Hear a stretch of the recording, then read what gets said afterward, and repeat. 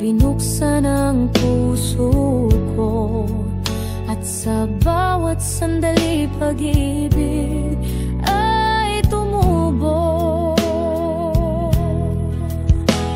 Salamat sa pagkakataon na makilala kang lubos.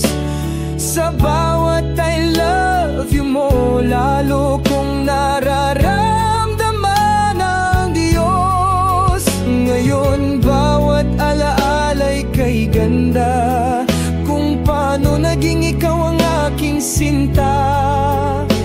Di ko akalaing ang kwento natin ay magiging isang kwento ng inspirasyon.